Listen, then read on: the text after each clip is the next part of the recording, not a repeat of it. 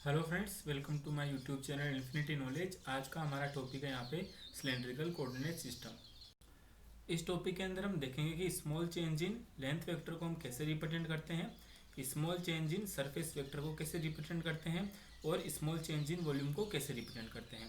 तो आइए शुरू करते हैं हम आज का टॉपिक। हम सिलेंड्रिकल कोऑर्डिनेट सिस्टम के अंदर किसी भी पॉइंट को आर फाई जेड के द्वारा रिप्रेजेंट करते हैं। जैसे हम कार्टेशियन कोऑर्डिनेट सिस्टम के अंदर एक्स वाई जेड के द्वारा रिप्रेजेंट करते हैं, उसी तरह हम हमारे सिलेंड्रिकल कोऑर्डिनेट सिस्टम के अंदर किसी पॉइंट को आर फाई जेड के द्वारा रिप्रेजेंट करते हैं। अब नेक्स्ट यहाँ पे हम देखेंगे जो आर फाई जेड है इनका मतलब। तो मान लीजिए कि आपका सिलेंड्रिकल कोऑर्डिनेट सिस्टम के अंदर कोई पॉइंट है, ये कोई पॉइंट है यहाँ पे, तो इसकी जो जेड एक्सिस के साथ जो डिस्टेंस होगी उसको हम बोलेंगे आर। यहाँ पर जो ये पॉइंट है इसकी जेड एक्सिस, या फिर हम बोल सकते हैं कि जो सिलेंडर की एक्सिस है उसके साथ जो डिस्टेंस है वो परपेंडिकुलर डिस्टेंस है।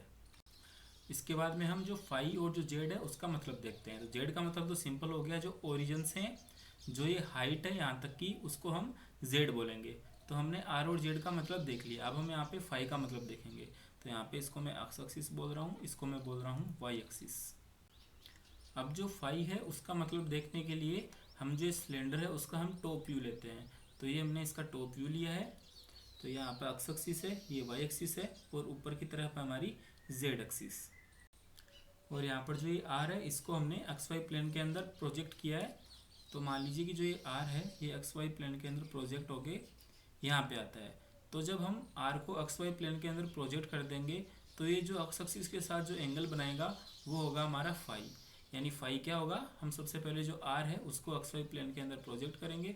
तो एक्स वाई प्लेन के अंदर प्रोजेक्ट करने के बाद में जो ये एक्स एक्सिस के साथ एंगल बनाएगा वही हमारा फाई होगा। तो ये हमने यहाँ पे आर फाई जेड का मतलब देख लिया। अब मान लीजिए कि आपको सिलेंड्रिकल कोऑर्डिनेट सिस्टम के अंदर किसी पॉइंट तक जाना है, तो आप किसी पॉइंट तक कैसे जाओगे। सबसे पहले आप जो एक्स वाई प्लेन है उसके अंदर आर डिस्टेंस ट्रेवल करोगे, आर रेडियस की डिस्टेंस ट्रेवल करोगे। तो ये हमने आर रेडियस की डिस्टेंस ट्रेवल कर ली। तो आर रेडियस की डिस्टेंस के ऊपर आपके पास बहुत सारे पॉइंट आ गए। उसके बाद में आप देखोगे कि जो ये आर है वो एक्स एक्सिस के साथ कितना एंगल बना रहा है। तो एक्स एक्सिस के साथ ये आर फाई एंगल बना रहा है। अब आपको ये जो पॉइंट कितनी हाइट पे है उस हिसाब से हम ऊपर की तरफ हाइट ट्रेवल कर लेंगे, तो हम किसी पॉइंट तक सिलेंड्रिकल कोऑर्डिनेट सिस्टम के अंदर पहुंच जाएंगे। सबसे पहले हम क्या करेंगे, जो आर और फाई है उसको हम 2 डायमेंशन के अंदर डिसाइड करेंगे, और जैसे ही आर फाई डिसाइड हो गया फिर हम जेड एक्सिस की तरफ मूव कर जाएंगे, तो हम उस पॉइंट तक पहुंच जाएंगे। तो ये हमने सीखा आर फाई जेड का मतलब। अब मान लीजिए कि आपका सिलेंड्रिकल कोऑर्डिनेट सिस्टम के अंदर कोई वेक्टर है एल वेक्टर। तो ये मान लीजिए कि आपका सिलेंड्रिकल कोऑर्डिनेट सिस्टम के अंदर कोई एल वेक्टर है। अब हमको इसके अंदर डीएल का इंक्रीमेंट करना है। तो हमने इसके अंदर डीएल का इंक्रीमेंट कर दिया, एल वेक्टर के अंदर डीएल वेक्टर का इंक्रीमेंट कर दिया। तो अब हमको यहाँ पे जो डीएल वेक्टर है इसकी वैल्यू कैलकुलेट करनी है। तो आइए इसकी वैल्यू कैलकुलेट करना हम यहाँ पे सीखते हैं। तो डीएल वेक्टर की वैल्यू निकालने के लिए हम सबसे पहले जो ये हमारा सिलेंडर है इसको मैं 2D के अंदर रिप्रेजेंट करता हूँ। तो इसका 2D व्यू हम बनाते हैं यहाँ पे।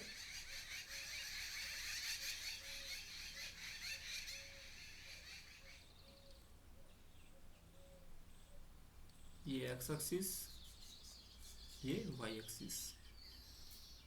और सपोज कीजिए ये आपका पहले था एल वेक्टर। अब इस वेक्टर के हमने डीएल का इंक्रीमेंट किया है। डीएल का इंक्रीमेंट करने से होगा क्या, आर के अंदर भी इंक्रीमेंट होगा, फाई के अंदर भी इंक्रीमेंट होगा और हाइट के अंदर भी इंक्रीमेंट होगा। तो जो नया पॉइंट आएगा वो आपका कुछ यहाँ आ जाएगा। तो ये जो मतलब एल के अंदर किसी का इंक्रीमेंट हो जाएगा, एल के अंदर इंक्रीमेंट हो जाएगा आर का, कुछ फाई का और कुछ जेड का। तो इन तीनों का मिक्सर को हम क्या बोल दिया, डीएल वेक्टर। मतलब आर के अंदर कुछ इंक्रीमेंट हुआ, फाई के अंदर कुछ इंक्रीमेंट हुआ और जेड के अंदर इंक्रीमेंट हुआ। उन तीनों के इंक्रीमेंट को हमने दिखा दिया डीएल वेक्टर के द्वारा। और अब हमको यहाँ पे डीएल वेक्टर की वैल्यू कैलकुलेट करनी है। तो ये हमारा एक नया वेक्टर आ गया एल प्लस डीएल वेक्टर। क्योंकि फाई का इंक्रीमेंट होगा तो ये कुछ फाई भी शिफ्ट होगा, हाइट का भी इंक्रीमेंट होगा तो हाइट के अंदर भी कुछ ना कुछ शिफ्ट होगा, और आर का इंक्रीमेंट होगा तो ये आगे की तरफ भी कुछ ना कुछ शिफ्ट होगा। एक बार डीएल की वैल्यू कैलकुलेट करने से पहले हम आर केप, फाई केप और जेड केप के बारे में थोड़ा बहुत जान लेते हैं। तो ये मैंने जो सिलेंडर है उसका 2D व्यू लिया है। ये मान लीजिए कि कोई एल वेक्टर है, यहाँ पे ये एक्स एक्सिस है, ये वाई एक्सिस है और ऊपर की तरफ जेड एक्सिस है। तो जो इधर की तरफ डायरेक्शन होगी आउटवर्ड, सिलेंडर के जो सरफेस है उसकी आउटवर्ड की तरफ जो डायरेक्शन होगी वो होगी हमारी आर केप, और यहाँ पे जो टेंजेंट की डायरेक्शन के अंदर जो डायरेक्शन होगी वो होगी हमारी फाई केप, और यहाँ पे ऊपर की तरफ जो डायरेक्शन होगी वो होगी हमारी जेड केप। तो आप देख पा रहे हैं कि जो तीनों के तीनों हैं वो हमारे परपेंडिकुलर है, और इन तीनों का जो मोड आएगा वो आपका इक्वल आएगा और इक्वल टू 1 आएगा। तो इसलिए ये आपका ऑर्थो नॉर्मल कोऑर्डिनेट सिस्टम है। तो आर केप तो हो गया आपका जो सरफेस है उसके आउटवर्ड डायरेक्शन के अंदर, फाई केप हो गया आपका यहाँ पे टेंजेंट, अगर हम यहाँ पे टेंजेंट खींचेंगे तो उसकी डायरेक्शन के अंदर जो आएगा वो आएगा हमारा फाई केप, और ऊपर की तरफ आ गया हमारा जेड केप। तो जो आपका आर केप, फाई केप और जो जेड केप है ये तीनों आपस में परपेंडिकुलर है।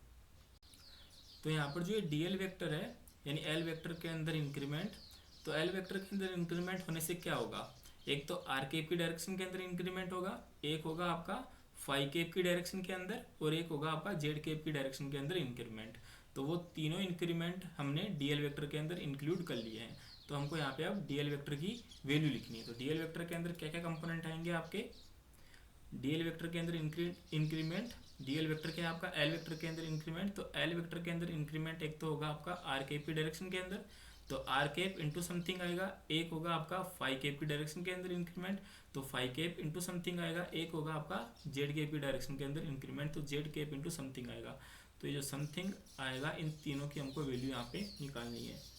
तो आइए हम तीनों की वैल्यू निकालते हैं। तो सबसे पहले हम जो आर केप के मल्टीप्लाई में है उसकी वैल्यू निकालते हैं। तो आर केप के अंदर मल्टीप्लाई में क्या आएगा कि डीएल वेक्टर में इंक्रीमेंट हमारा आर केप की डायरेक्शन के अंदर कितना हुआ है। तो आर केप की डायरेक्शन के अंदर इंक्रीमेंट होगा हमारा डी आर, पहले रेडियस आर थी अब आर से कितनी हो गई आर प्लस डी आर, तो इंक्रीमेंट कितना हो जाएगा डी आर। तो जो डीएल वेक्टर है हमारा वो आ जाएगा d r into r cap, मतलब पहले जो रेडियस आर थी अब वो कितनी हो गई आर प्लस डी आर, तो इंक्रीमेंट हो गया हमारा डी आर के बराबर। अब नेक्स्ट हम जो एल वेक्टर के अंदर इंक्रीमेंट हुआ है फाई केप की डायरेक्शन के अंदर वो निकालेंगे हम। तो इसके लिए मैं ये जो फिगर है सिलेंडर है इसका 2D व्यू एक बार दोबारा लेता हूँ। तो सबसे पहले जो रेडियस थी वो आर थी, और इसके अंदर किसका इंक्रीमेंट हुआ डी आर का इंक्रीमेंट हुआ, तो रेडियस हो जाएगी हमारी आर प्लस डी आर। अब हमारा फाई केप की डायरेक्शन के अंदर भी कुछ इंक्रीमेंट होगा, तो जो ये आर प्लस डी आर है अब वो यहाँ पे आ जाएगा कुछ, क्योंकि हम फाई केप की डायरेक्शन के अंदर भी हमने कुछ इंक्रीमेंट किया। तो इंक्रीमेंट फाई केप की डायरेक्शन के अंदर इस साइड होगा, तो इस साइड होगा तो जो रेडियस होगी ये आपकी आर प्लस डी आर वाली ये यहाँ पे आएगी। तो अब हमको निकालना है यहाँ पे ये जो फाई केप की डायरेक्शन के अंदर जो इंक्रीमेंट हुआ है ये कितना हुआ है। तो इसको मैं बोल देता हूँ एक बार, जो फाई केप की डायरेक्शन के अंदर जो इंक्रीमेंट हुआ है इसको मैं एक बार डेल्टा सी के द्वारा रिप्रेजेंट कर देता हूँ, और ये आपका है डी फाई, फाई के अंदर इंक्रीमेंट हो गया आपका मान लीजिए डी फाई, और हमको निकालना क्या है फाई केप की डायरेक्शन के अंदर जो इंक्रीमेंट हुआ है वो, तो फाई केप की डायरेक्शन ये है तो इसके अंदर इंक्रीमेंट कितना हुआ है आपका डेल्टा सी। फाई के अंदर इंक्रीमेंट हुआ है डी फाई, पर हमको एक्चुअल में निकालना है फाई केप की डायरेक्शन के अंदर जो इंक्रीमेंट हुआ है वो, तो वो हमने यहाँ पे रिप्रेजेंट कर दिया डेल्टा सी से। तो हमको यहाँ पे डेल्टा सी की वैल्यू निकालनी है। तो हमको फॉर्मूला पता है कोण इक्वल टू होता है चाप बटा त्रिज्या, तो कोण आपके पास डी फाई, चाप आपके पास डेल्टा सी, और रेडियस है आपके पास आर प्लस डी आर। तो जो डेल्टा सी है वो आ जाएगा आपके पास r plus d r into d phi. तो इन दोनों का जो मल्टीप्लिकेशन आएगा उसको हम नेगलेक्ट कर देंगे क्योंकि दोनों बहुत छोटी छोटी टर्म है और दोनों का मल्टीप्लिकेशन लगभग 0 के इक्वल हो जाएगा। तो ये इक्वल टू आ जाएगा आपका आर डी फाई के। तो ये हमने यहाँ पे डेल्टा सी की वैल्यू निकाली। डेल्टा सी है हमारा फाई केप की डायरेक्शन के अंदर इंक्रीमेंट। तो जो हमारा डी एल वेक्टर है वो इक्वल टू आ जाएगा d r r cap plus r d phi phi cap. अब हमको यहाँ पे जेड केप की डायरेक्शन के अंदर इंक्रीमेंट निकालना है। जेड केप की डायरेक्शन मतलब ऊपर की तरफ हम यहाँ कितना मूव हुए हैं। तो ऊपर की तरफ सपोज कीजिए कि हम डी जेड मूव हुए हैं, तो जेड केप की डायरेक्शन के अंदर जो इंक्रीमेंट आएगा वो आपका आ जाएगा डी जेड। तो जो डीएल वेक्टर है वो आ जाएगा आपका d r cap plus r d phi cap plus d z cap. यहाँ पे हमको इसकी कैलकुलेशन के अंदर थोड़ी मेहनत करनी पड़ी, ये दोनों तो आसान थे क्योंकि ये तो हमारा सीधा आर के अंदर इंक्रीमेंट था, तो आर के अंदर इंक्रीमेंट हमारा फर्स्ट हुआ डी आर, फिर फाइव केप की डायरेक्शन के अंदर जो इंक्रीमेंट था उसको निकालने के लिए हमको थोड़ी कैलकुलेशन करनी पड़ी, और फिर जेड केप तो ऊपर की तरफ है, तो ऊपर की तरफ आपका इंक्रीमेंट होगा डायरेक्ट डी जेड, तो ये हमने यहाँ पे लिख दिया डी जेड, तो ये आ गया हमारा डीएल वेक्टर। अब नेक्स्ट हम यहाँ पे डीएस वेक्टर निकालेंगे। डीएस वेक्टर का मतलब सिलेंड्रिकल कोऑर्डिनेट सिस्टम के अंदर कोई सरफेस है और इसके सरफेस एरिया के अंदर कुछ इंक्रीमेंट हुआ है, वो है हमारा डीएस वेक्टर। तो डीएस वेक्टर के अंदर एक तो आर कैप के मल्टीप्लिकेशन के अंदर कुछ आएगा, एक फाइव कैप के मल्टीप्लिकेशन के अंदर कुछ आएगा, और एक जेड कैप के मल्टीप्लिकेशन के अंदर कुछ आएगा, क्योंकि आपका ये एक वेक्टर है। तो जैसे हमने कार्टेशियन कोऑर्डिनेट सिस्टम के अंदर डीएस वेक्टर निकाला था, वैसे हम यहाँ पे निकालेंगे। तो हमने वहाँ पे जो अक्स कैप का कंपोनेंट निकाला था वो कैसे निकाला था, अक्स कैप वाली टर्म को छोड़ दी थी, बाकी दोनों का मल्टीप्लिकेशन कर दिया था। ऐसे हम यहाँ पे करेंगे, हमको यहाँ पे आर कैप के मल्टीप्लाई के अंदर जो टर्म आ रही है वो निकालना है, तो हम क्या करेंगे, इसको छोड़ देंगे और इन दोनों का मल्टीप्लिकेशन कर देंगे, तो ये आ जाएगा आपका r d phi d z. इसी तरह जो ये टर्म आएगी आपकी वो आ जाएगी D r into D Z, और ये टर्म आ जाएगी आपकी आर डी फाई। इसी तरह हम डीवी निकाल सकते हैं। डीवी क्या है आपका, वॉल्यूम के अंदर स्मॉल चेंज। तो वॉल्यूम के अंदर चेंज होने का मतलब आपका तीनों डायमेंशन की डायरेक्शन के अंदर कुछ ना कुछ चेंज हुआ है। तो आपका आर केप की डायरेक्शन के अंदर चेंज भी हमको पता है, और फाइव केप की डायरेक्शन के अंदर भी चेंज को हमको पता है, और जो जेड केप की डायरेक्शन के अंदर जो चेंज हुआ है वो भी हमको पता है। तो हमको क्या करना है, यहाँ पे इन तीनों का मल्टीप्लिकेशन करना है। तो तीनों का मल्टीप्लिकेशन किसके इक्वल आ जाएगा, आपका डीवी के इक्वल। तो डीवी इक्वल आ जाएगा r d phi d Z.